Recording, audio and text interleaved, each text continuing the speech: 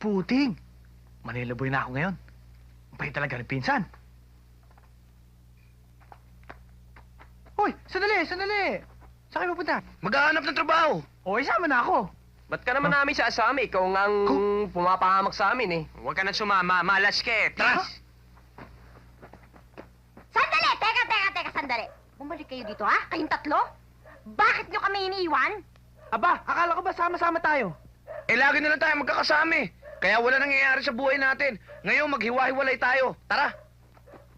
Ah, ganon. Pwes, doon tayo pupunta. Alin!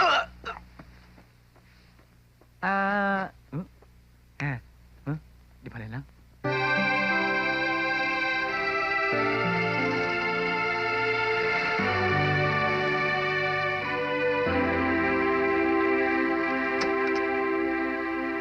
Hi!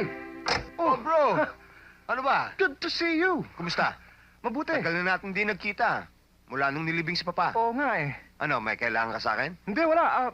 I'm just here to see Ingrid. Andun siya sa loob. Come in, come in. Oh, Come in, come in. kamusta na kayo? Have you had your tapos na. breakfast? Sit down. You sure? Puko muna. Thank you. You want anything to drink? Coffee, juice? Siguro juice na lang. Maria, juice. Opo. Sandali lang, ha? Sige, bayaw.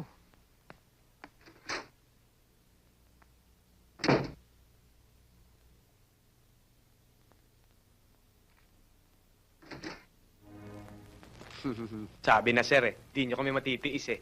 Kaya pagbabaho namin ng telepono, sir, pumunta na agad kami rito. At nangalap na ho kami ng impormasyon. Basyo na 9mm, Torma detonator smoke bomb, lahat yung government issue. At hindi lang yun, sir. Militar ang kumana niyan. At kung mag-uumpisa na kami ngayon, siguro masosolve namin yon ng... anong oras na sa'yo? 0900 hours. Mga 1700 hours. Solve ng armored van case. Anong armor van robbery?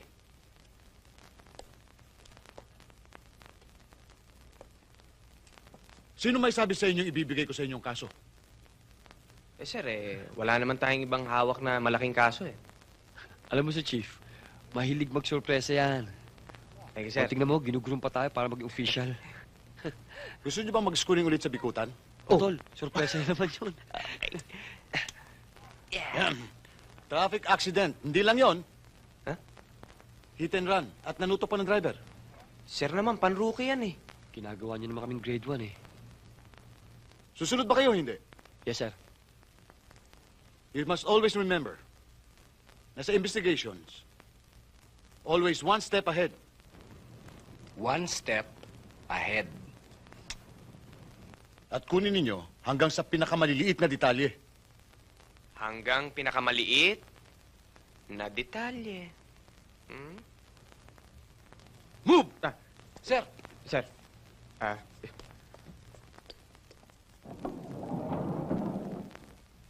Tol, ikaw na lang kaya. Tinatamad ako pagka ganyan mga kaso eh. Oh, hindi nga pwede yung ganyan. Duty natin to eh. Ikaw, sige, bahala ka. Madidemerit ka niya sa ginagawa mo. Di mo naman siguro ako ibo-broadcast. Kwento mo na lang sa akin, ha?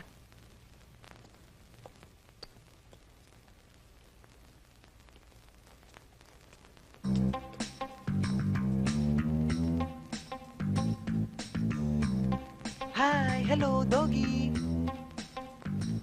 Oh, no!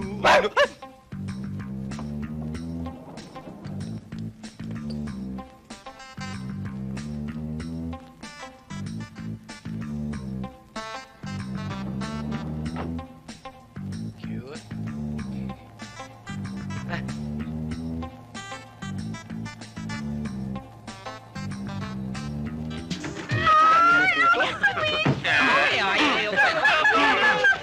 Oh, mga bata! Mukhang nagkakaigi kayo ng mga anak ko, ah. Gusto ko yan. Ayaw namin. Ikaw. Kayong apat. Pumasok kayo sa loob. At meron tayong mahalagang bagay na pag-uusapan. Ay, sama kami! Daddy, sama kami! Daddy, Hindi kayo maaaring sumama. Usapan lalaki lang to. Yayaman din lamang na nagkakasundo na kayo ng aking mga anak. Makasal lang kayo. Kayong lahat. Gagawin kong branch manager ng aking kumpanya. O ano? Gusto nyo ba o gusto nyo na? Pareho lang ako yun eh. Pero, bibigyan ko kayo ng pagkakataon makapag-isip. Ngayon din. Mahirap pong mag-isip ng gutom eh. Oh! Di kumain kayo. Bagay, tama-tama lang ito lahat sa akin eh. Langaw. Swapang naman ito. Nako! Bakit? Kilala si Mang Andong. Kumain ng crispy pata. Inatake sa puso. Paktay! Ah!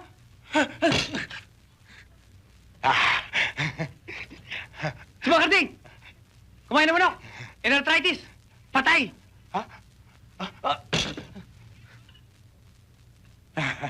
Ito.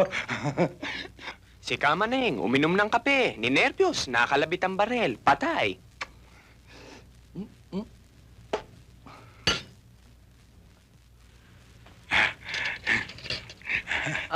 Si Aling Titing. Kahapon, kumain ng pansit. Patay? Humaba ang buhay. Kanina lang namatay.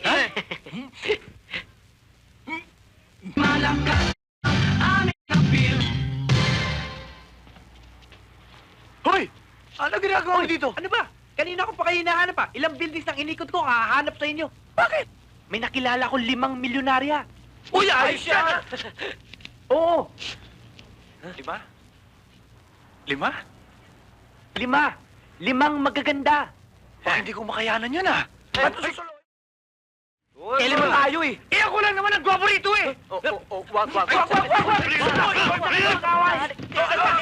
Isa lang ang gwapo eh. Sandali. Paano natin makikilala yung mga yan? Ako nang bahala doon. Basta umanda kayo. Mag-ready kayo ha. Okay.